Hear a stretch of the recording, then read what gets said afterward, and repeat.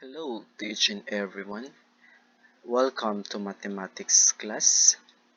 So we have there mathematics A. I'm your teacher, Sir Lori Vendegam. Let's proceed to module 5A.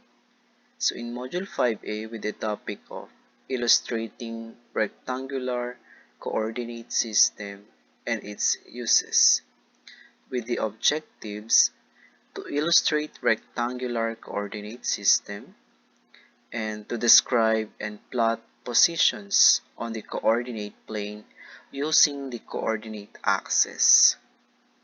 So let's have a simple review. When we say a number line is a visual representation of all real numbers in a horizontal line. So we have here a number line.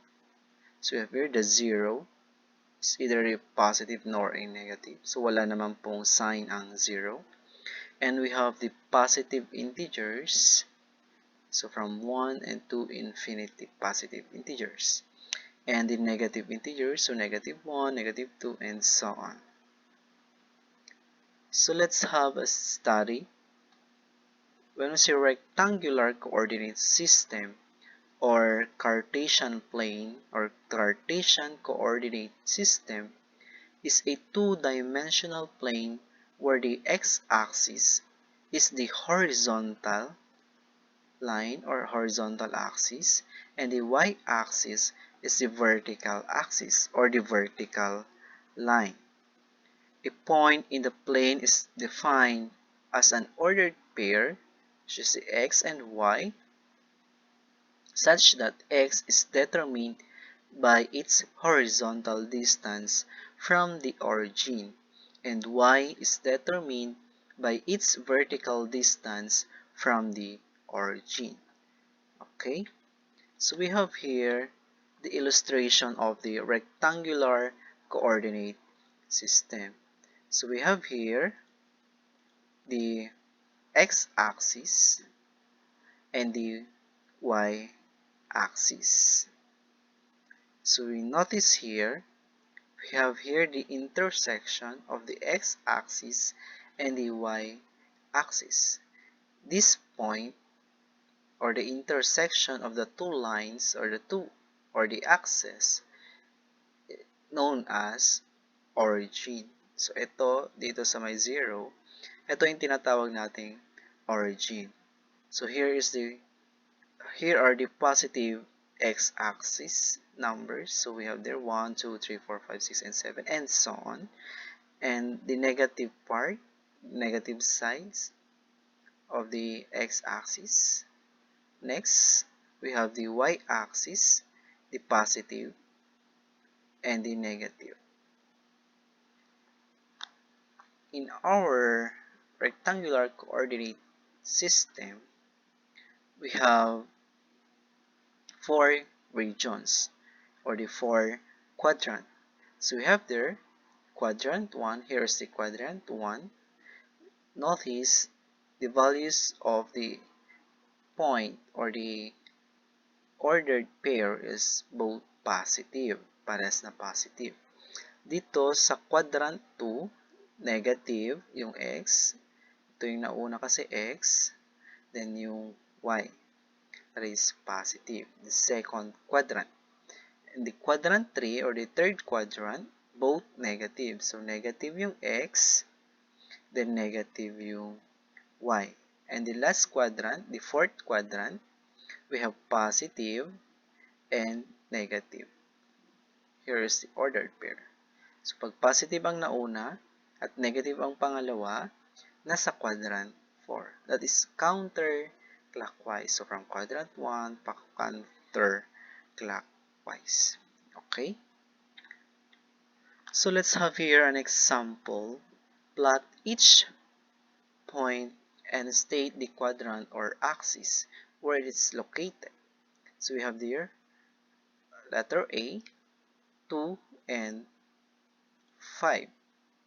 So notice the first number or in the ordered pair, that is for x-axis, and the second one is for y-axis. x-axis. So where is 2 in the x-axis? So if there 1, 2, and the y-axis is 5. So you're going to move 5 times. So 1, 2, 3, 4, 5. And the point is here.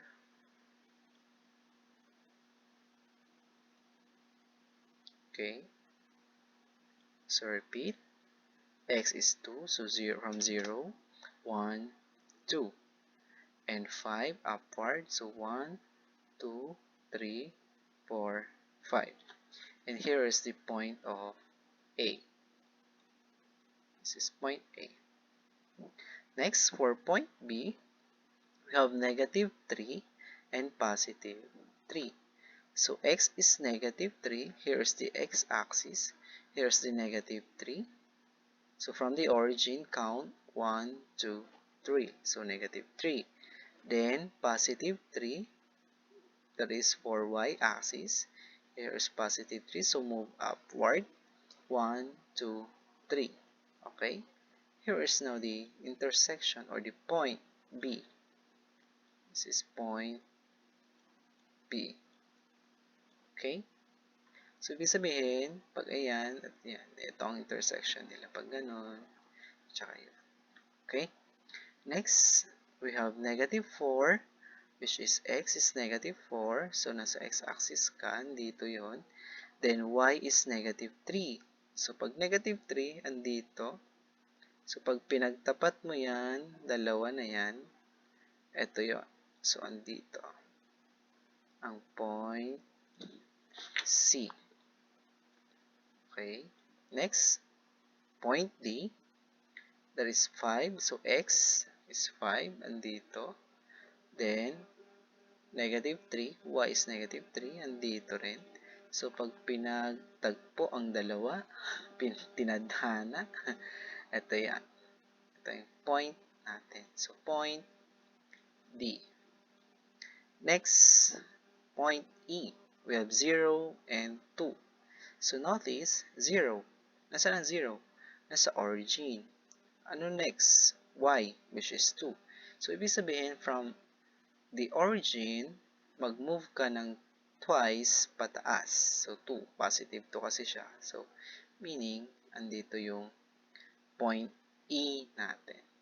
Along or within the y-axis. Next, F. So, negative 3. So, ito yung negative 3. And y is 0. Ibig sabihin, nandito lang siya sa may x-axis. So, 0. Ayan. Here is the point F. Okay? Next, for letter G, this is additional. Nilagay ko lang. So, we're going to find the ordered pair or the points. So, we have there G. Where's letter G? Here's letter G. So, the point is here. Now, paano mo i-identify ang first, which is the x? Kung ito ay x, asaan yung x-axis? So, ito ang x-axis. So, ibig sabihin, anong katapat ni G dun sa x-axis? Okay, very good. That is 1. Next, how about y-axis? Anong katapat niya? Very good. This is negative 6. So, the ordered pair is 1, negative 6. So, positive 1x and negative y, which is the 6. Negative 6 is for y. Y ordered pair. Next, letter H. First letter H. So, notice, nandun sa gitna, kung ano yung x, ano yung y, since origin siya, automatic, that is 0 and 0. Okay? So, ito yung positive x-axis. Ito yung negative x-axis. Ito yung positive y-axis. And the negative y-axis. Okay? So, another. What if we have a point here? Ano ngayon ang ordered pair niya? So, locate, which is asa ng x-axis. So, ito. Anong katapat niya? Very good. That is 4. And how about y? This is y-axis. So, katapat niya ay 2. So, the ordered pair is 4 and 2. Okay? So, let's proceed to Module 5D. In Module 5D, we're going to discuss illustrating linear equation into variable, with the objectives to determine whether an ordered pair is a solution or not to a linear equation. Then, to graph linear equation into variables. So, let's study. Let A, B, and C are real numbers such that A and B are not both 0. A linear equation in two variables is in the equation that can be written in the form ax plus by is equal to z. So, bakit niya sinabi kanina na A and B not both 0? Pag naging 0 yan, automatic constant ang may iwan, yung letter C. This form is called the standard form. So, this one. A solution to a linear equation in two variables in an ordered pair x and y. So, x, y, the ordered pair. That makes the equation is true statement. So, pag tama yung equation natin, ibig sabihin the ordered pair is a solution. An x-intercept is a point A, 0, where the graph intersect at x-axis. So, ibig sabihin, yung graph nandoon lang sa may x-axis. While y-intercept is a point 0p, where a graph intersect at y-axis. So, later on, maiintindihan nyo yan. So, let's proceed. An example number 1. For the linear equation negative 2x plus 3y is equal to 8. So, determine whether the ordered pair is a solution. So, we have here, for letter A, point A, negative 4, 0, for B, 2, negative 4, and C, negative 1, 3. So, let's have the solution. For A, we have the original equation, which is negative 2x plus 3 is equal to 8, where this point is for x and this is for y. Okay, so x is negative 4, substitute yung x, negative 4, ito yun, plus 3 times the value of y, which is 0, then it's equal to 8. Multiply this, simplify, negative 2 times negative 4, very good, that is positive 8. Then 3 times 0 is equal to 0. Then 8 plus 0 is equal to 8. Then 8 is equal to 8, meaning this is true. Next, for letter B, we have 2, negative 4. So this is x, this is y. So again, with the original equation, and substitute the value of x, which is positive 2. Okay, and y is for negative 4. Simplify, negative 2 times positive 2, negative 4, plus 3 times negative 4, that is negative 12. Okay, so simplify here. Okay, yes, sorry, this is negative, okay, negative 4 plus negative 12 is equal to a. Simplify, this is negative 16 is not equal to 8, so this is false, so mali. Next, so this is not a solution, so not. Okay, for letter C, we have negative 1 and 3. So this is x again, and this is for y. Okay, so the original equation. Next, substitute the value of x, which is -1, then for value of y, which is +3. Simplify -2 times -1, +2. Then 3 times 3, that is 9. So 2 plus 9 is equal to 11. It's not equal to 8. Therefore, this is not a solution. So ito lang ang solution natin. Okay, solution. Okay, so understood. Okay, let's proceed now to graph the equation 2x plus 4y is equal to 16. So we have there, given the table, we have the missing point for y, this one, given y is 0, x. So pag naka-table, gawin natin siyang ordered pair. This is 0, blank, next, blank, 0, and 4, blank. So 4, blank. So let's proceed. Solution. Original equation. So we have there, if x is 0, then find y. So here, substitute the value of x. So 2 times 0, that is 0. The remaining is 4y is equal to 16. Okay, since the coefficient of y is not 1, you're going to divide both sides by the coefficient of y, which is 4. Okay, so 4y is equal to 16 divided by 4, then divided by 4. Simplify, okay, this is 1y already, then 16 divided by 4 is 4. Therefore, if x is equal to 0, then the value of y is 4. So we have there. Okay, so we have now the ordered pair. Next, if y is 0, so find x. If y is 0, find x. So this is 0, automatic. So remaining is 2x is equal to 16.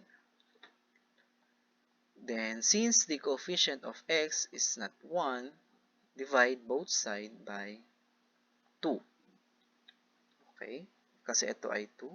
So, 2x divided by 2, remaining is x. Then, 16 divided by 2 is equal to 8. So, if y is equal to 0, meaning x is equal to 8. So, this is 8. And this is 8. Okay? Last, if x is 4, find y.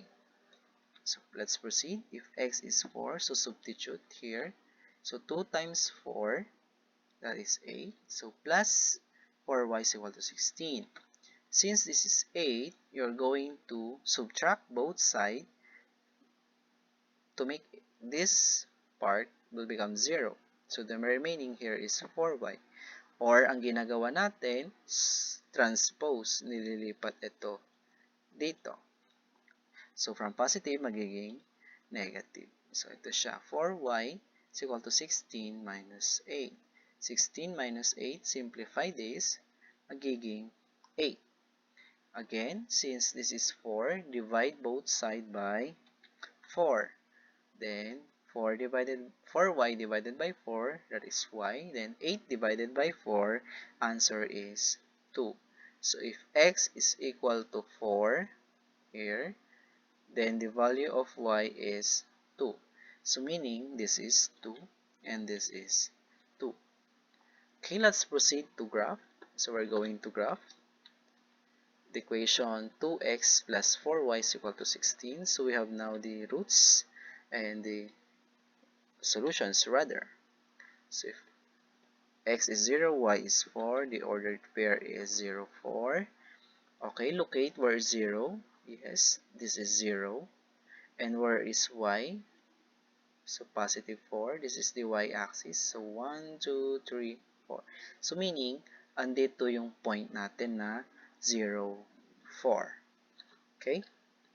Next, if y is 0, the answer is 8. So x, yung na-solve natin kanina. So the ordered pair is 8, 0. Locate x, since ito kasi yung x, ito yung y. So ang x ay 8. So asan ang 8? So 0 from origin, 0, 1, 2, 3, 4, 5, 6, 7, 8. Okay, y is 0, meaning hindi na siya nag-move. So andito lang ang point natin. Next, if x is 4, the computed value of y is 2. Very good. That is 4, 2. So x is 4. Asan ang 4? Okay, here. Then asan yung y na 2? So upward, since this is positive. So 1, 2. So the point is here. Now, for the last, you're going to draw a line across or passing through the 3 points. So if we draw a line, so ito yung line natin.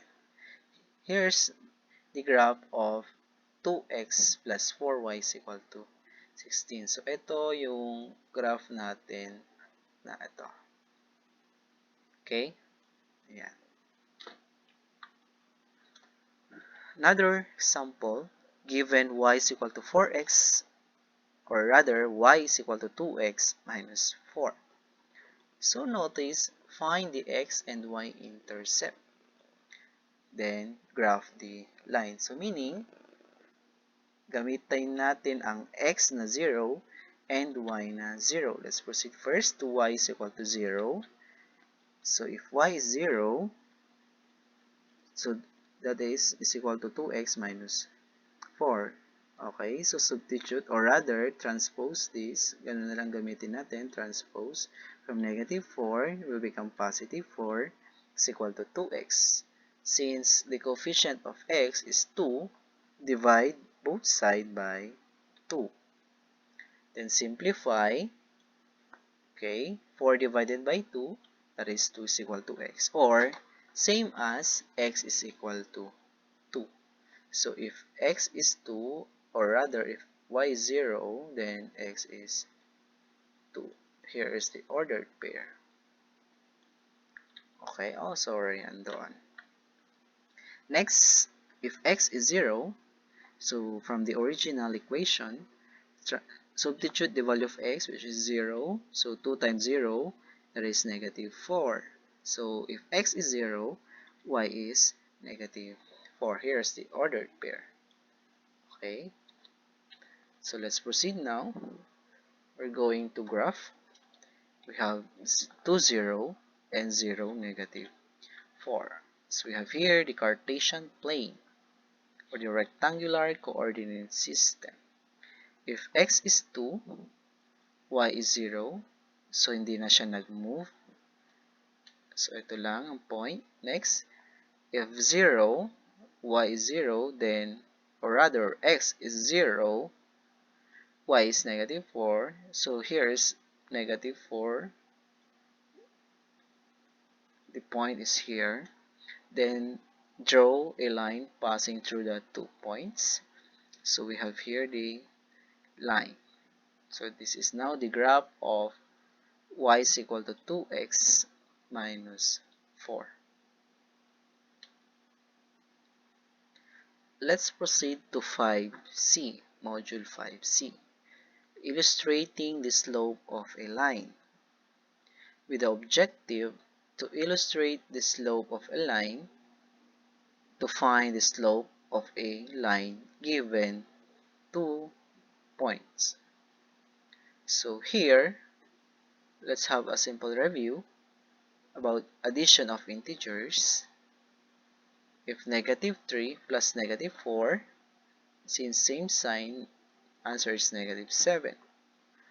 10 plus negative 4, since unlike sign you're going to subtract, then copy the sign of the larger number, that is negative, so 14, so negative 4.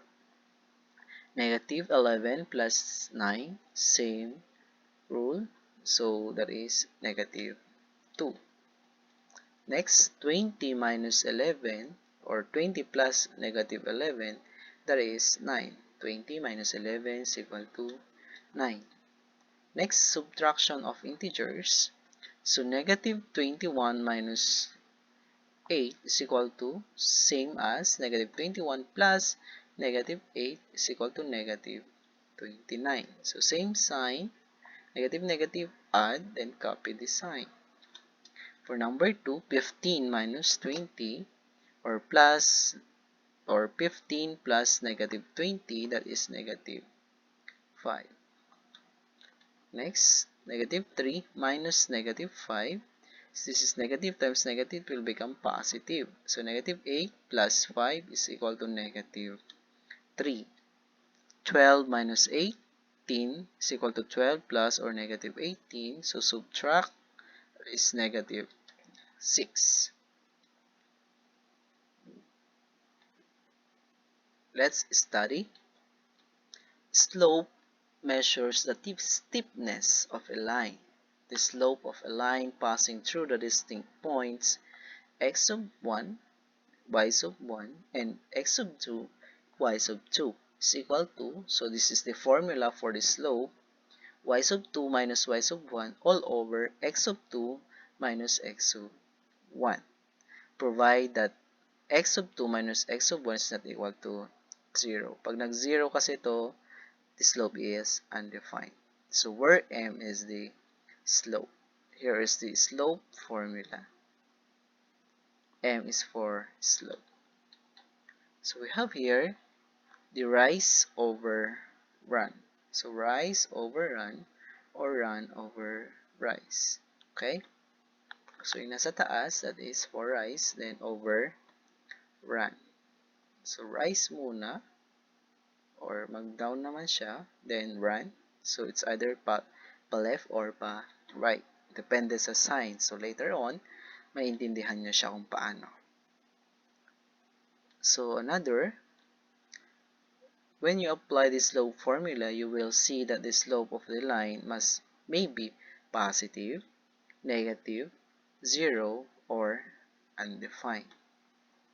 Lines that increase or rise from left to right, we have a positive slope. Given that, or the next, lines that decrease, fall from right to left, we have a negative slope. Horizontal lines have a 0 slope. So pag horizontal, 0. Pag vertical lines, that is undefined slope. So we have here the illustration. If positive slope, ito yon. Pag negative slope, ito. Pag 0, ito siya. Pag 0 yung slope, pag na-compute mo ay 0. Pag undefined, ito naman siya. Okay? So let's proceed to example. Find the slope of a line passing through the points 1, negative 1, and 7, 2. So we have here, this part is for x sub 1 and y sub 1. This is x sub 2 and y sub 2. So given the formula y sub 2 minus y sub 1 all over x sub 2 minus x sub 1, so substitute the value of y sub 2, which is 2, minus negative 1, that is for y sub 1, and for x sub 2, here 7, minus x sub 1, which is 1. Okay, simplify this, negative times negative 1, it will become positive 1. So 7 minus 1, that is 6. Simplify, 2 plus 1 is equal to 3, then over 6. Now, we're going to graph now the points with the slope of 3 over 6. So the rise, which is 3, then run, which is 6. Notice this is positive. Let's proceed. We're going to plot first the 1, negative 1. So if x is 1, y is negative 1. So here's the point. Next, 7, 2. So we have there 7, x, then y is 2. So andito siya. Notice, if the numerator is 3, meaning that is rise. since it's positive. So 1, 2, 3. And the denominator, which is run, positive, so going right, move 6 times. So 1, 2, 3, 4, 5, 6. So very good. We have there the roots or the slope. And draw a line passing through the 2 points. So we have there. So ito ay yung graph ng points na 1 and negative 1, negative 1, and 7, negative 2 with the slope of 3 over 6. Okay. Next, positive, ito yun. Pag negative, yung makuha mo. And pag 0, ayan yung numerator ay 0. Pag nag-0 sa taas, over kung ano yung number dito. That is for 0. And pag undefined, ang denominator mo ay 0. So, ibig sabihin, pag number, all over 0. That is for undefined. Ito yung graph niya. Okay? Pag ganito ang graph, meaning identified. Pag ganito, meaning 0 yung slope. Pag ito naman, ayan, positive. Pag ganito, baliktad, that is for negative ang slope. Okay? Next, module 5D. Finding the slope of a line given a graph. So, given na yung graph. Wala tayong point. So, hanapin ngayon natin ang slope. So, the objective is to find the slope of a line given the graph. So, we have here, so remember, the slope or yung m is equal to change in y all over change in x, or the rise over run. If this is the point, we're going to rise, so this one, so the y, then change in x, that is run, and this is the another point, and here is the graph of a line. So note, going up or going right, the sign is positive. So you must solve mo na m, that is positive. Pag going down, going left, the sign is negative. Okay? So let's proceed. We have here the graph. Here's the point and another point. So notice the graph is positive. So rather, the slope is positive. Now, we're going to find the slope. So here, so ito yung intersection nila. Alright. Andito. So we're going to count. So 1, 2, 3, 4. So that is, so rise. That is 4 all over. So run. 1, 2, 3, 4, 5, 6. So 6. 4 over 6. Ito ang slope natin. Positive. So 4 over 6. Ganun lang. Next. Another example. So we have here. Notice, here's the graph. Yes, this is for negative ang slope. So count natin. Pag pinalan natin, so here ang intersection. So count 1, 2, 3, 4, 5, 6. So ang rise natin is 6. So negative to. Then run 1, 2, 3, 4. This is over 4. So the slope is negative 6 over 4. Pwede nyo rin namang i-simplify. Pero kahit hindi na, that is okay. So slope is negative 6 over 4. Ganun lang kaabilis mag-identify ng slope. Okay? So thank you for watching. Stay safe and God bless.